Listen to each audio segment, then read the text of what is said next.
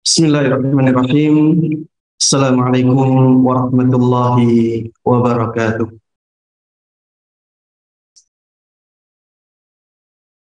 Innal hamdalillah nahmaduhu wa nasta'inuhu wa nastaghfiruh wa na'udzu billahi min shururi anfusina wa min sayyiati a'malina. Man yahdihillahu fala mudilla lahu wa man yudlil fala hadiya lahu. Wa asyhadu an la ilaha illallah wahdahu la syarika lah wa asyhadu anna Muhammadan abduhu wa rasuluh. Ya ayyuhalladzina amanu ittaqullaha haqqa tuqatih wa la tamutunna illa wa antum muslimun. Wahai orang-orang yang beriman, bertakwalah kalian kepada Allah Subhanahu wa taala dengan takwa yang sesungguhnya, dan jangan sampai kalian mati kecuali dalam keadaan Islam. Amma ba'd, fa inna asdaqal hadithi kitabullah. Sesungguhnya perkataan yang paling benar adalah kitabullah. Wa khairal hadyi hadyu Muhammadin sallallahu alaihi wasallam. Dan petunjuk yang paling baik adalah petunjuk Muhammad sallallahu alaihi wasallam. Wa syarrul umuri muhdatsatuha. Perkara yang paling buruk adalah perkara yang diada-adakan di dalam agama. Fa inna kulla muhdatsatin bid'ah. Karena sesungguhnya semua perkara yang diada-adakan dalam agama adalah kebid'ahan. Wa kulla bid'atin dhalalah. Dan semua kebid'ahan adalah kesesatan. Jemaah sekalian, kaum muslimin dan kaum muslimat rahimana wa rahmakumullah. Alhamdulillah, segala puji hanya bagi Allah Subhanahu wa taala yang telah memudahkan untuk kita semuanya berkumpul di salah satu dari rumah Allah ini untuk tujuan yang mulia, yaitu menuntut ilmu agama. Mudah-mudahan majelis kita ini benar-benar kita dasari dengan keikhlasan, kita dasari dengan niat yang tulus hanya untuk mendapatkan pahala dari Allah Subhanahu wa taala. Dan mudah-mudahan dengan keikhlasan tersebut majelis ini benar-benar mendatangkan berkah untuk kita semuanya. Kita dapat pahala yang agung dari majelis ini dan dapat ilmu yang bermanfaat dan berkah untuk kita semuanya dan orang-orang yang ada di sekitar kita. Amin amin ya rabbal alamin. Salawat dan salam, keberkahan dan kenikmatan semoga selalu terlimpahkan dan tercurahkan kepada Nabi Agung Muhammad sallallahu alaihi wasallam. Begitu pula kepada seluruh keluarga beliau, seluruh sahabat beliau, dan seluruh kaum muslimin yang mengikuti beliau dan para sahabatnya dengan baik hingga hari akhir nanti. Ikhwati wa akhwati fillah, jamaah hadirin dan hadirat, a'azzallahu wa iyyakum. Tema kita pada kesempatan kali ini akan membahas tentang prinsip-prinsip dalam menghadapi musibah. Musibah merupakan sesuatu yang tidak bisa kita hindari dalam kehidupan ini. Musibah adalah suatu keniscayaan dan kita tidak mungkin bisa lari dari musibah. Allah Subhanahu wa taala di dalam Al-Qur'an mengatakan, laqad khalaqnal insana fi kabad. Kami benar-benar telah menciptakan manusia dalam keadaan berat. Allah Subhanahu wa taala dalam ayat yang lain mengatakan, alladzi khalaqal mauta wal hayat liyabluwakum ayyukum ahsanu amala. liyabluwakum ayyukum ahsanu amala. Dialah Allah Subhanahu wa taala yang telah menciptakan kematian dan kehidupan untuk memberikan ujian kepada kalian. Siapakah di antara kalian yang paling baik amalannya? Ini menunjukkan bahwa kita semuanya tidak mungkin bisa lari dari musibah. Di dalam ayat yang lain, Allah Subhanahu wa taala berfirman, "Walanabluwannakum bisyai'im minal khaufi wal ju' wa naqsim minal amwali wal anfusi wath thamarat." Kami benar-benar akan memberikan ujian kepada kalian. Apa bentuk ujiannya? Bermacam-macam. Disebutkan di sini bisyai'im minal khauf. Dengan ujian yang berupa ketakutan, kekhawatiran. Setiap dari kita pasti punya rasa ini, rasa takut, rasa khawatir. Banyak orang yang mengkhawatirkan masa depannya. Banyak orang yang takut dengan ancaman-ancaman yang diarahkan kepada dia. Banyak orang yang khawatir nanti ada gempa, khawatir nanti ada musibah, dan seterusnya. Ini bagian dari cobaan dari Allah Subhanahu wa taala. Wal ju', ujian juga bisa berupa kelaparan. Ada musibah kelaparan. Kita lihat di negara-negara lain, ya, ada banyak yang kelaparan. Kadang-kadang di negara kita ada keluarga yang kelaparan. Itu musibah dan itu ujian dari Allah Subhanahu wa taala. Wa naqsim minal amwal. Ada musibah, ada ujian yang berupa kurangnya harta. Ada orang yang miskin, fakir. Ada orang yang asalnya kaya, kebakaran menjadi miskin. Ada orang yang asalnya kaya raya, terjadi gempa, hartanya hilang semuanya. Ada orang yang kebanjiran, kena musibah, dan seterusnya. Wa naqsim minal amwal wal anfusi, dan juga kekurangan jiwa. Maksudnya adalah musibah kematian.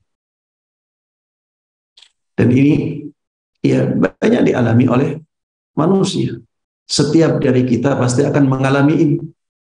Ada yang kehilangan orang tuanya, ayahnya, ibunya, ada yang kehilangan saudaranya, ada yang kehilangan teman dekatnya, ada yang kehilangan anaknya. Ini salah satu bentuk musibah yang Allah timpakan kepada manusia. Wathamarat, musibah juga bisa berupa kurangnya buah-buahan, hasil tanaman. Ya kadang ada orang sudah menanam padi, tiba-tiba pas masa panen malah diserang oleh tikus, diserang oleh hama, dan juga buah-buahan yang lainnya. Ini ujian-ujian yang disebutkan oleh Allah Subhanahu wa taala dalam ayat ini. Dan masih banyak bentuk ujian-ujian yang lain. Dan kita tidak mungkin lepas dari ujian itu. Kalau seandainya ada manusia yang bisa lari dan bisa lepas, bisa selamat dari ujian, maka orang-orang yang Allah cintai yang paling pantas untuk selamat dari ujian itu. Tapi ternyata di dalam Al-Quran, Allah Subhanahu wa ta'ala juga memastikan adanya ujian untuk orang-orang yang beriman.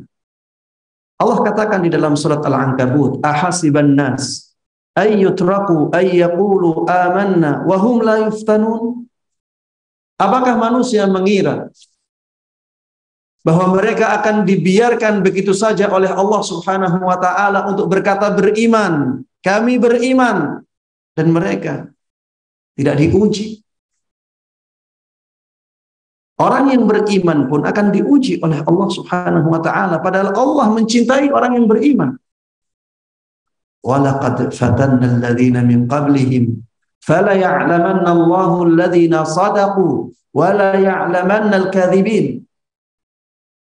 Kami dahulu telah memberikan ujian, telah memberikan cobaan. Walaqad fatanna alladziina min qablihim, kepada orang-orang yang sebelum mereka, sehingga Allah tahu siapa yang jujur dalam keimanannya, siapa yang main-main saja dengan keimanan. Bahkan Rasulullah sallallahu alaihi wasallam dahulu pernah bersabda, asyaddun nasi bala'an al-anbiya thumma al-amthalu fal-amthal. Orang yang paling berat cobaannya, orang yang paling berat ujiannya adalah para nabi. Kemudian orang yang paling mulia setelah mereka. Kemudian orang yang paling mulia setelah mereka. Jamaah sekalian rahimana wa rahimakumullah, intinya ujian itu adalah sebuah keniscayaan. Dan Islam memerintahkan kepada kita untuk bisa menghadapi ujian ini dengan baik. Memang musibah itu akan menjadikan hati kita menjadi bersedih. Musibah pasti menjadikan seseorang bersedih. Dan bersedih itu fitrah manusia ketika ada musibah. Makanya bersedih ketika ada musibah itu tidak dilarang. Tidak ada larangan untuk bersedih ketika ada musibah. Islam pun tidak melarang. Karena Islam itu selalu selaras dengan fitrah manusia. Rasulullah SAW diuji dengan meninggalnya anak laki-lakinya yang bernama siapa? Ibrahim. Dan ketika itu beliau mengatakan, wa inna bi firaqika ya Ibrahim la mahzunun. Beliau mengatakan, sungguh dengan perpisahanmu wahai Ibrahim, kita benar-benar bersedih. Jadi Rasulullah SAW juga bersedih ketika ada musibah menimpa beliau. Ketika paman beliau meninggal, Hamzah ibn Abdul Muttalib, yang mendapatkan julukan Asadullah, singanya Allah Subhanahu wa taala, Rasulullah sangat bersedih sekali. Rasulullah sangat bersedih sekali ketika itu. Sampai-sampai beliau tidak bisa melupakan orang yang membunuhnya. Orang yang membunuhnya namanya siapa? Wahsy. Ketika Wahsy masuk Islam, Rasulullah SAW mengatakan kepadanya, kalau engkau bisa tidak menampakkan wajahmu di hadapanku, lakukanlah. Ini menunjukkan betapa sedihnya Rasulullah SAW ketika paman beliau Hamzah ibn Abdul Muttalib radhiyallahu taala anhu meninggal. Intinya kesedihan itu sesuatu yang wajar. Islam tidak melarang kita bersedih. Yang dilarang oleh Islam adalah kesedihan yang berlebihan. Kalau sudah berlebihan, ini yang dilarang oleh Islam. Kenapa? Karena kesedihan yang berlebihan ini akan mengantarkan seseorang kepada hal-hal yang bertentangan dengan syariat. Makanya Rasulullah SAW dahulu telah bersabda, "Laisa minna man laqamal khudud wa syaqqal juyub wa da'a bid'awal jahiliyah." Bukan termasuk golongan kami orang yang memukul-mukul pipinya kena musibah, dia pukul-pukul wajahnya, dia pukul-pukul pipinya. Wa syaqqal juyub, dan orang yang merobek-robek pakaiannya ketika ada musibah. Ada orang yang demikian tidak? Dia sudah terlanjur dan terlalu bersedih, berlebihan sampai seperti ini. Wada'a bid'awal jahiliyah, Dan dia mengatakan kata-kata orang-orang jahiliyah di zaman itu. Maksudnya meratap-ratap. Ini bukan dari golongan Nabi Muhammad SAW. Dan ini menunjukkan bahwa amalan ini adalah amalan atau dosa besar. Ya. Ini adalah dosa besar. Karena Rasulullah katakan, laisa minna. Bukan termasuk dari golongan kami. Kata para ulama, kalau ada redaksi yang seperti ini menunjukkan bahwa yang disebutkan setelahnya adalah dosa besar. Yang meratap-ratap karena musibah, dosa besar.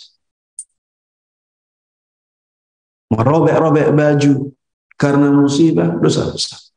Memukul-mukul wajah karena musibah merupakan dosa besar. Agar tidak sampai pada tindakan ini, maka jangan berlebihan ketika ada musibah. Islam menginginkan kita menjadi manusia-manusia yang tegar, manusia-manusia yang kuat ketika terjadi musibah. Ketika kita ditimpa oleh musibah, kita diinginkan oleh Islam untuk tegar. Makanya jemaah sekalian rahimana rahimakumullah, pelajarilah prinsip-prinsip yang menjadikan kita tegar menghadapi musibah-musibah ini.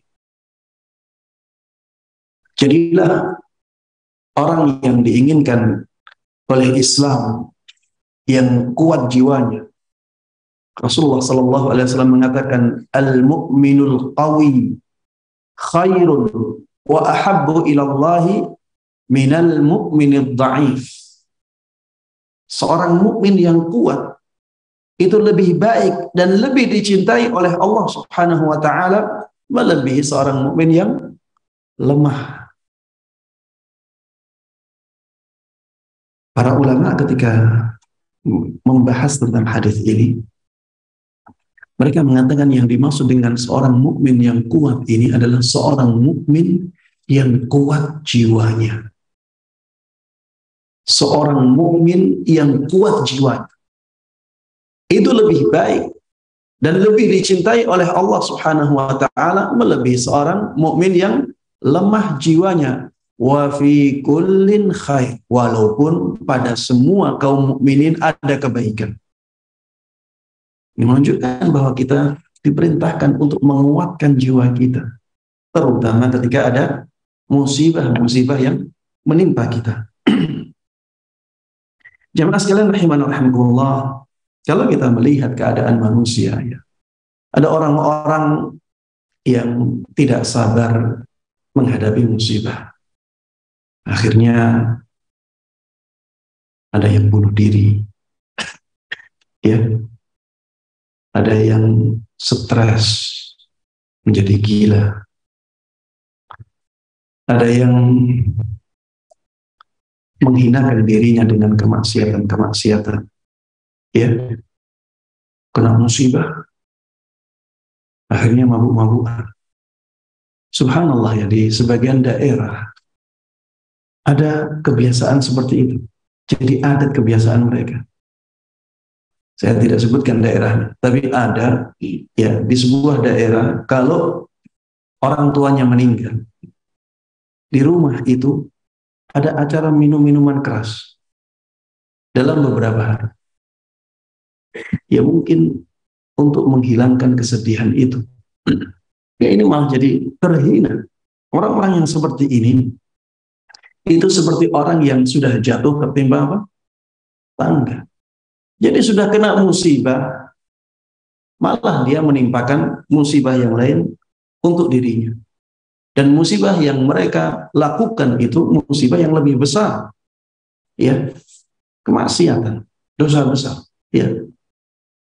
Jemaah sekalian rahimani rahimakumullah, jangan sampai kita seperti mereka. Musibah itu tidak ada jalan yang baik untuk menghadapinya kecuali satu. Yaitu apa? Bersabar. Ini yang disebutkan di dalam Al-Quran. Tidak ada jalan lain menghadapi musibah yang baik kecuali ini. Wa basyiris sabirin. Setelah Allah menyebutkan ujian-ujian yang beraneka ragam lagi, yang beraneka ragam tadi, Allah katakan wa basyiris sabirin. Berikanlah kabar gembira kepada orang yang bersabar. Karena tidak ada jalan lain menghadapi musibah kecuali dengan bersabar ini. Siapakah orang yang bersabar? Alladzina idza asabatuhum musibah qalu inna lillahi wa inna ilaihi raji'un. Yaitu orang yang ketika mendapatkan musibah mereka mengatakan inna lillahi wa inna ilaihi raji'un. Sesungguhnya kami milik Allah. Sesungguhnya kami milik Allah dan sesungguhnya kepadanya kami akan dikembalikan. Jemaah sekalian rahiman rahimakumullah, bagaimana kita bersabar? Bagaimana kita bersabar?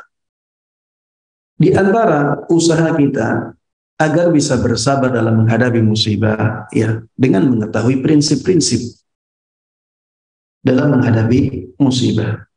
Baik. Prinsip yang pertama yang bisa kita gunakan untuk menghadapi musibah dengan baik adalah prinsip bahwa musibah selain dalam agama adalah musibah yang kecil. Pegang teguh prinsip ini. Musibah selain dalam agama adalah musibah yang kecil. Musibah misalnya hilangnya harta, musibah ditipu orang lain, musibah hilangnya nyawa, dan musibah-musibah duniawi yang lainnya. Itu semuanya adalah musibah yang kecil. Karena bukan musibah dalam agama. Kenapa kita katakan musibah itu musibah yang kecil? Karena Allah katakan bahwa dunia itu sesuatu yang sangat sedikit sekali. Allah katakan tentang dunia ini mata'un qalil. Dunia itu bekal yang sedikit. Dunia itu bekal yang sedikit. Sudah dikatakan bekal, masih diberikan sifat sedikit. Bekal orang yang melakukan perjalanan, apakah bisa banyak? Kita katakan tidak. Biasanya yang dibawa oleh orang yang melakukan perjalanan jauh, ya sedikit. Itulah bekal mereka. Sudah sedikit, masih ditambahi sifat sedikit. Mata'un qalil. Berarti dunia ini adalah sesuatu yang sangat sedikit sekali.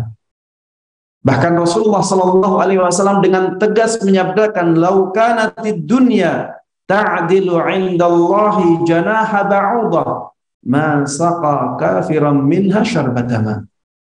Seandainya dunia seisinya ini di sisi Allah Subhanahu wa taala sebanding dengan satu sayap nyamuk, maka Allah Subhanahu wa ta'ala tidak akan memberikan kepada orang kafir satu teguk minuman. Allah tidak akan memberikan dunia ini kepada orang kafir satu teguk minuman kalau dunia ini sebanding dengan sayapnya. Itu menunjukkan bahwa dunia seisinya ini di sisi Allah Subhanahu wa ta'ala tidak sebanding dengan satu sayapnya. Jemaah sekalian rahiman rahmatullah, ini menunjukkan betapa sedikitnya dunia.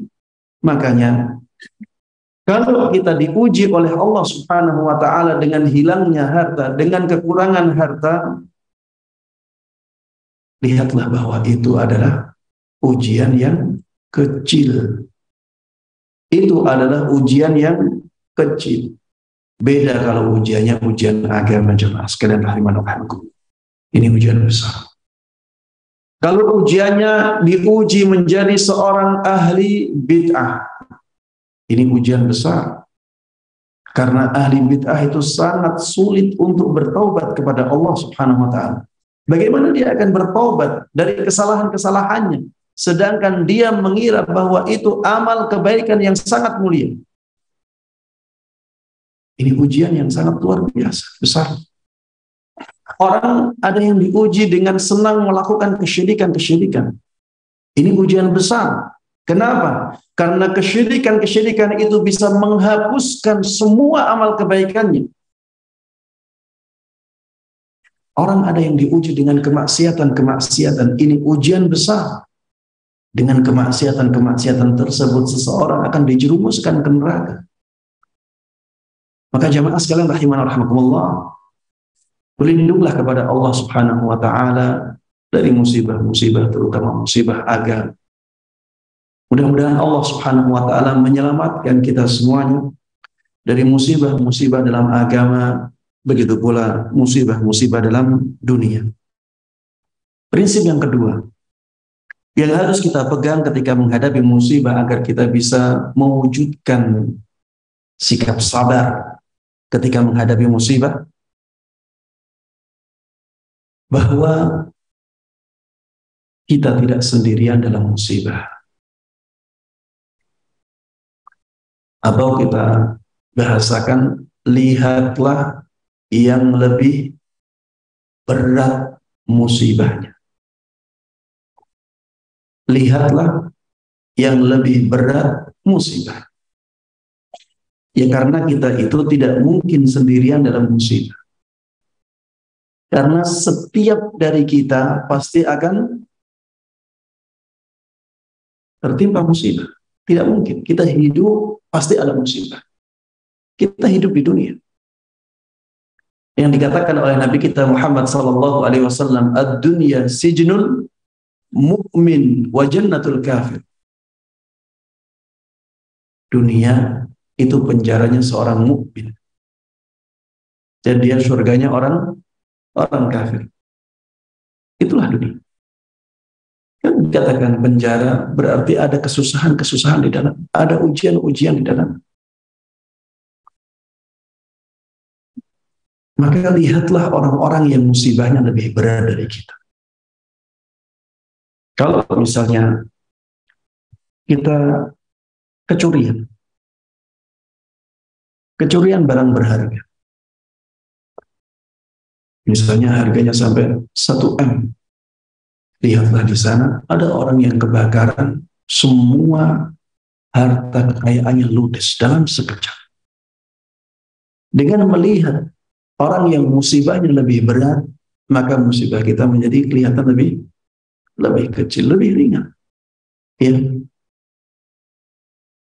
Kalau misalnya kita sakit, ya, kita sakit yang sangat parah, lihatlah di sana ada orang yang lebih parah dari kita, bahkan sudah merasakan sakitnya dalam waktu yang sangat lama.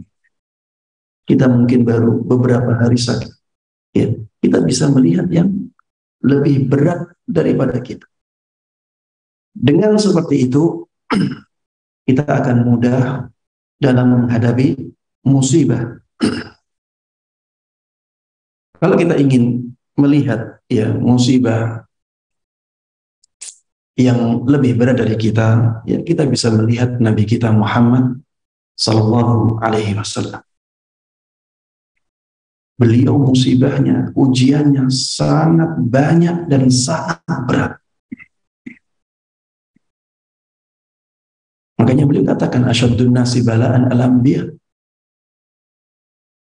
Manusia yang paling berat ujiannya adalah para nabi. Dan nabi yang paling mulia adalah Rasulullah sallallahu alaihi wasallam.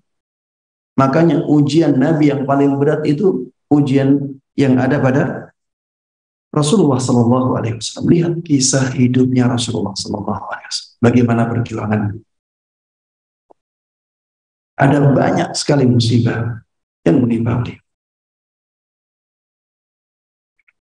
Beliau dilahirkan dalam keadaan tanpa ayah.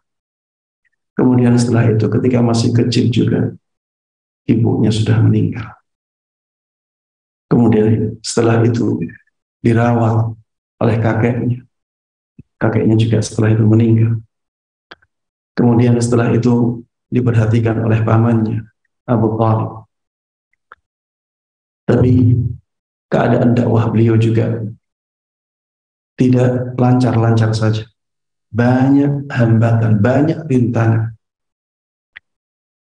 Dibuli dengan bulian-bulian yang sangat luar biasa, ya, beratnya. Beliau dijuluki sebagai tukang sihir, tukang dusta, tukang ngarang-ngarang kitab, ya, nyontek kitabnya orang-orang terdahulu. Beliau dijuluki sebagai orang gila, ya. Sampai banyak sekali ayat-ayat di dalam Al-Quran yang menafikan kegilaan beliau, untuk membantah tuduhan-tuduhan dari mereka yang mengatakan bahwa beliau itu gila. Beliau bersama para sahabatnya diboikot dalam waktu yang lama.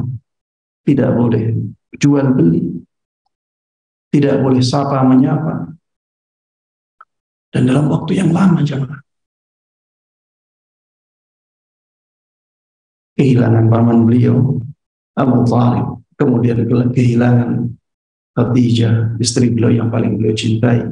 Setelah itu pernah, ya, sebelumnya beliau pernah dilempari dengan batu padahal sudah berjalan jauh ke negeri Taif.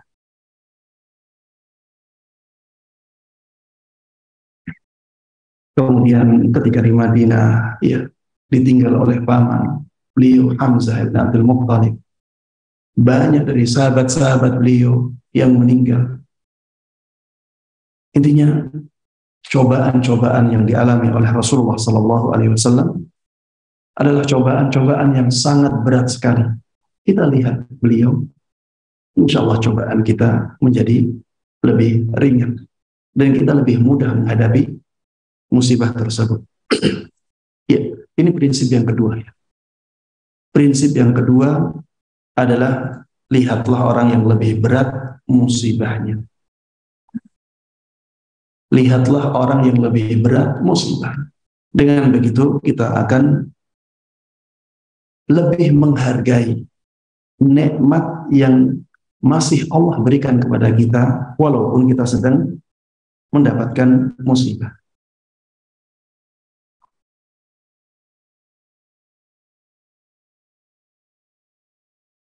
Orang yang mendapatkan musibah sebenarnya masih mendapatkan nikmat dari Allah.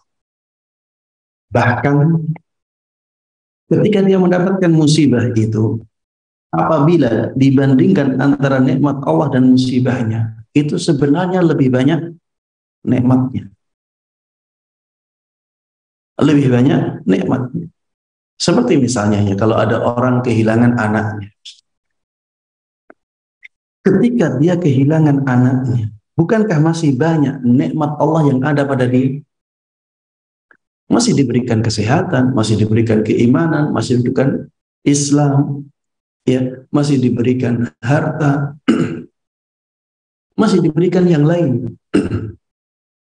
Dan kalau dibandingkan antara nikmat yang Allah titipkan kepada dia dengan nikmat yang Allah ambil dari dia, sebenarnya lebih banyak yang masih dititipkan oleh Allah Subhanahu wa taala kepada dia. Baik. Selanjutnya jemaah sekalian rahimanallah, prinsip yang ketiga yang bisa kita gunakan untuk menghadapi musibah adalah bahwa di setiap musibah pasti ada hikmah. Musibah-musibah yang Allah berikan kepada kita pasti menyimpan hikmah. Tidak mungkin Allah Subhanahu wa taala hanya menginginkan keburukan dari musibah itu. Ini tidak mungkin. Kenapa? Karena Allah itu maha penyayang. Allah itu maha pengasih. Bahkan kasih sayang Allah subhanahu wa ta'ala kepada makhluknya itu melebihi kasih sayang seorang ibu kepada bayinya.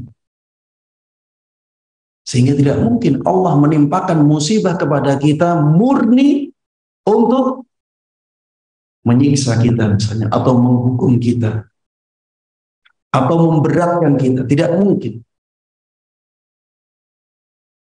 Pasti ada sisi-sisi baik di balik musibah itu yang diinginkan oleh Allah subhanahu wa ta'ala. Makanya ia pegang prinsip ini. Allah kasih musibah saat ini pasti ada hikmahnya. Coba renungkan firman Allah subhanahu wa ta'ala, fa'asa an takrahu syai'a wa yaj'alallahu fihi khairan katsira. Bisa jadi kalian membenci sesuatu padahal Allah subhanahu wa ta'ala mendatangkan banyak kebaikan dengan sesuatu itu. Bisa jadi kalian membenci sesuatu padahal Allah subhanahu wa ta'ala banyak mendatangkan kebaikan dengan sesuatu itu. Ini termasuk hikmah. Ketika Allah timpakan musibah kepada kita, pasti di sana banyak hikmah, banyak kebaikan dari musibah itu. Di dalam ayat yang lain, Allah subhanahu wa ta'ala berfirman, wa'asa an takrahu syai'a wa huwa khairul lakum. Bisa jadi kalian membenci sesuatu padahal itu lebih baik bagi kalian. Karena kita itu pandangan ke depannya biasanya pendek. Kita tidak bisa memandang jauh ke depan. Kita tidak tahu apa yang ada di depan kita. Sedangkan Allah subhanahu wa ta'ala maha mengetahui segala sesuatu. Makanya di dalam ayat yang saya sebutkan tadi, Allah menutup ayat itu dengan mengatakan, wallahu ya'lamu wa antum la ta'lamu. Allah yang tahu, sedangkan kalian tidak tahu.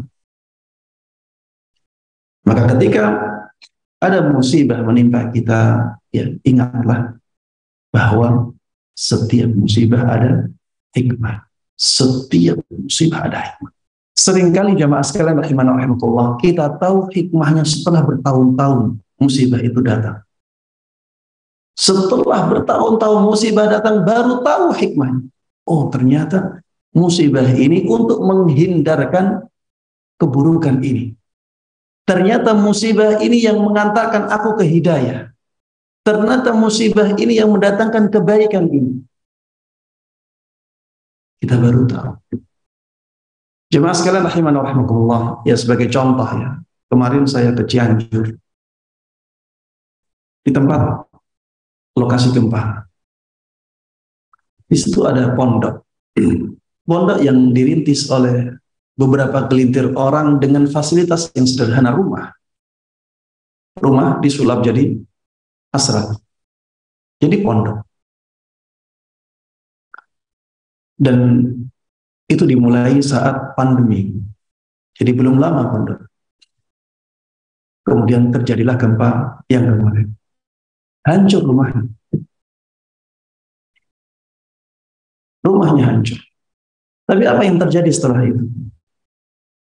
Yang terjadi setelah itu, malah Allah subhanahu wa ta'ala mendatangkan ustadz ke tempat itu. Kemudian ustadz itu menjadi terdorong untuk membantunya. Akhirnya datang donasi yang besar ke pondok itu. Bahkan akhirnya mendapatkan bantuan wakaf tanah yang berlipat-lipat dari yang semula. Sudah dapat banyak bantuan donasi, dapat wakaf tanah, dan seterusnya. Orang yang berjuang di situ, salah satu ustadznya, menceritakan kepada saya dengan menangis. Dia sampai mengatakan, Ustaz, Saking banyaknya nikmat Allah Subhanahu wa taala yang datang saat ini, apakah ini akan mengganggu pahala saya nanti di akhirat, Ustaz, dengan adanya musibah? Subhanallah. Ya. Dia melihat betapa banyaknya nikmat yang Allah berikan dari musibah itu, sampai mengatakan seperti itu. Dia khawatir kalau nikmat yang dia terima di dunia ini mengganggu pahala dia di akhirat. Ini termasuk ya contoh, ya salah satu contoh bahwa seringkali musibah itu mendatangkan lebih banyak kebaikan. Ya makanya peganglah prinsip ini agar ketika musibah datang, ya kita bisa tegar dalam menghadapinya. Prinsip yang keempat yang bisa kita pegang ya ketika kita ditimpa oleh musibah, ya ingatlah bahwa nikmat yang Allah berikan jauh lebih banyak daripada musibah yang Allah timpakan. Prinsip ini harus kita pegang. Nikmat yang Allah berikan itu jauh lebih banyak daripada musibah yang Allah timpakan kepada kita. Silahkan dihitung nikmat Allah yang Allah berikan kepada kita. Kita tidak akan mampu menghitung. Wa in ta'uddu ni'matallahi la tuhsuha. Apabila kalian berusaha menghitung semua nikmat Allah, kalian tidak akan mampu melakukan. Tidak akan mampu kalian melakukan itu. Sedangkan musibah itu jauh lebih sedikit. Di dalam ayat wa ma asabakum min musibatin fabima kasabat aydikum wa ya'fu an katsir, di dalam ayat ini terdapat petunjuk bahwa musibah itu sedikit kalau dibandingkan dengan nikmat Allah. Allah katakan di dalam ayat ini, musibah apapun yang menimpa kalian itu karena dosa kalian, padahal Allah Subhanahu wa taala sudah banyak memberikan maaf kepada kalian. Allah sudah banyak memberikan maaf kepada kalian. Jadi tidak semua dosa kita mendatangkan musibah dari Allah Subhanahu wa taala. Ada dosa-dosa yang diampuni oleh Allah Subhanahu wa taala. Tapi ada dosa yang mendatangkan musibah. Maka ini menunjukkan bahwa musibah itu jauh lebih sedikit daripada nikmat Allah yang dikatakan dalam ayat tadi, tidak mungkin kalian bisa menghitungnya. Di dalam ayat ini, musibah itu datangnya karena sebagian dosa kalian. Itu menunjukkan bahwa musibah ini jauh lebih sedikit daripada nikmat Allah Subhanahu wa ta'ala. Ketika musibah datang, ingatlah nikmat Allah. Lihat nikmat Allah yang masih Allah berikan dan yang telah Allah berikan. Dengan seperti itu, kita akan apa? Ringan menerima musibah itu. Kemudian jamaah sekalian rahimani wa rahimakumullah, prinsip yang berikutnya, yang keberapa ini? Yang kelima, bahwa semua musibah itu bagian dari kehendak Allah. Itu bagian dari takdir Allah. Ketika ditimpa oleh musibah, ingatlah bahwa itu adalah kehendak Allah. Itu adalah takdir Allah. Kenapa ini penting? Karena kalau kita tidak demikian, maka kita akan melupakan Allah. Akhirnya kita tidak sabar. Akhirnya kita melakukan tindakan-tindakan yang tercela. Beda kalau kita ingat bahwa subhanallah, Allah menghendaki anak saya meninggal. Subhanallah, Allah menghendaki ayah saya meninggal, menghendaki ibu saya meninggal, menghendaki suami saya meninggal.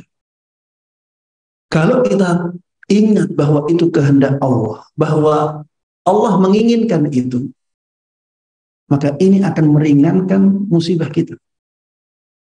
Ini akan meringankan jiwa kita untuk menghadapi musibah itu. Karena kita ingat bahwa Allah sebelumnya sudah memberikan banyak kenikmatan. Coba, ya saya sering memberikan permisalan ini. Kalau misalnya ada si A, ada si B, ada si C.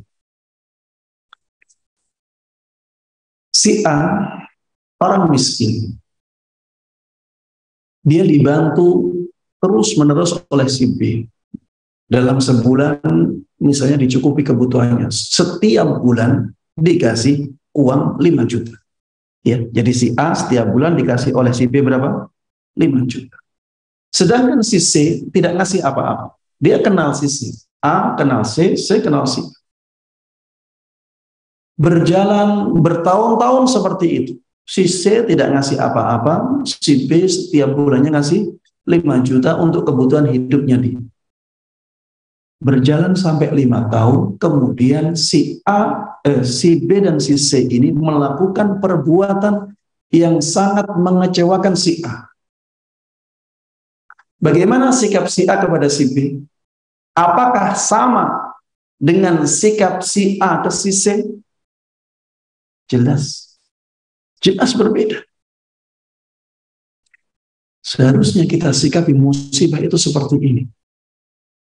Setiap hari, bahkan setiap detik, Allah Subhanahu wa Ta'ala itu ngasih kenikmatan kepada kita. Dan kenikmatannya sangat banyak sekali, bukan hanya 5 juta setiap bulan. Kalau kita hitung nikmat Allah dalam sehari saja, bisa sampai bermiliar-miliar. Bisa lebih dari itu. Kalau kita ingat seperti ini, dan kita ingat ketika ada musibah, kita ingat ini dikehendaki oleh Allah, dan Allah sebelumnya sudah banyak sekali ngasih nikmat kepada saya, maka kita akan kuat jiwanya, kita akan sabar. Saya terima musibah ini, saya rela Allah menghendaki ini untuk saya. Bukan berarti menyerah dengan keadaan, ya tidak, ya, tapi kita harus menerima.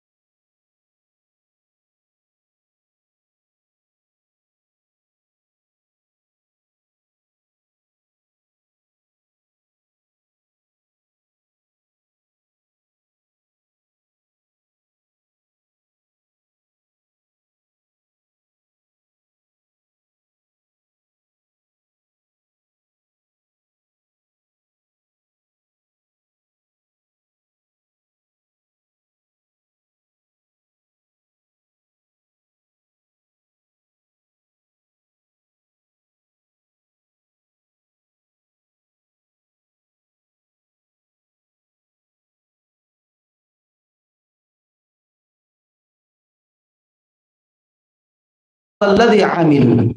Jadi kerusakan yang ada di darat dan di laut itu karena ulah tangan manusia. Karena kesalahan-kesalahan manusia. Karena kesalahan-kesalahan ini Allah timpakan kerusakan. Ini musibah. Apa tujuannya Allah menimpakan musibah ini? Liyudhiqahum ba'dalladzi amil. Agar mereka bisa merasakan hasil dari kesalahan-kesalahan mereka itu, la'allahum yarji'un. Tujuan akhirnya agar mereka kembali, agar mereka memperbaiki diri. Jadi kalau ada musibah mendatangi kita, ya kita harus introspeksi. Ada yang salah di diri kita. Kita harus banyak beristighfar. Kita harus banyak bertaubat. Kita harus berusaha untuk semakin dekat dengan Allah Subhanahu wa Ta'ala. Dan ini tentunya akan sangat besar manfaatnya untuk kita. Jadi musibah yang tadinya harusnya merugikan kita, ini malah menjadikan kita mendapatkan banyak manfaat darinya. Baik jemaah sekalian rahimana wa rahimakumullah. Prinsip yang keberapa? Ketujuh. Ini prinsip yang terakhir ya.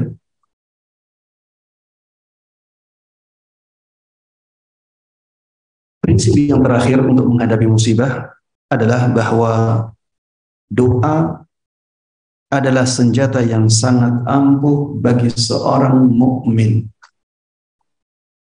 Doa adalah senjata yang sangat ampuh bagi seorang mukmin. Ketika datang musibah kepada kita, ingatlah prinsip ini. Hadapi dengan berdoa kepada Allah Subhanahu wa Ta'ala. Karena tidak ada yang lebih kuat daripada Allah. Tidak ada yang lebih kuat daripada Allah Subhanahu wa Ta'ala. Rasulullah Sallallahu Alaihi Wasallam dahulu ketika terganggu pikirannya, apa yang beliau lakukan? Beliau sholat, berdoa, meminta kepada Allah Subhanahu wa Ta'ala dalam sholat tersebut. Karena idza hazabahu amrun qama ila shalah. Dalam sebuah hadis disebutkan seperti itu. Kalau ada sesuatu yang mengganggu hati Rasulullah Sallallahu Alaihi Wasallam, beliau berdiri untuk sholat, menghadap kepada Allah Subhanahu Wa Taala. Rasulullah Sallallahu Alaihi Wasallam ya ketika perang Badar, beliau berdoa dengan doa yang sangat panjang sekali, sampai-sampai beliau ya jatuh ridanya. Ya beliau punya rida. Rida itu bukan seperti yang dipakai oleh orang-orang saat ini ya, yang diselempangkan di pundak. Tidak seperti itu. Rida itu seperti pakaian bagian atasnya orang yang ihram. Jadi Rasulullah SAW dahulu ya di antara bentuk pakaiannya seperti itu. Saking lamanya Rasulullah SAW berdoa dan beliau mengangkat tangannya dengan sangat tinggi, akhirnya ridanya ini jatuh. Dan beliau tidak pedulikan ridanya jatuh, masih tetap berdoa. Agar apa? Agar pasukannya dimenangkan oleh Allah Subhanahu wa Ta'ala. Beliau juga mengatakan di dalam doanya, ya Allah, apabila pasukanku ini engkau binasakan, engkau tidak disembah lagi di bumi ini. Saking kuatnya doanya Rasulullah Sallallahu Alaihi Wasallam. Ya intinya, jemaah sekalian rahimana wa rahimakumullah, ketika ada musibah, ketika itu kebutuhan kita kepada doa itu sangat-sangat kuat sekali. Makanya ketika datang musibah, kembalilah kepada Allah. Banyak berdoa kepada Allah Subhanahu wa Ta'ala agar Allah mengangkat musibah itu, agar Allah memperbaiki keadaan itu, agar Allah Subhanahu wa Ta'ala menggantinya dengan yang lebih baik. Dengan banyak berdoa kepada Allah Subhanahu wa Ta'ala, maka Allah Subhanahu wa Ta'ala akan mengijabahi doa-doa kita, dan musibah menjadi semakin ringan untuk kita hadapi. Baik jemaah sekalian rahimanallah, ini yang bisa saya sampaikan dalam kesempatan kali ini. Mudah-mudahan bermanfaat dan Allah berkahi. 7 prinsip yang harus kita pegang erat agar kita bisa menghadapi musibah dengan baik. Baik, wallahu ta'ala alam, wa sallallahu wa sallama wa baraka ala nabiyyina Muhammadin wa ala alihi wa sahbihi wa man tabi'ahum bi ihsanin ila yaumiddin. Walhamdulillahi rabbil alamin.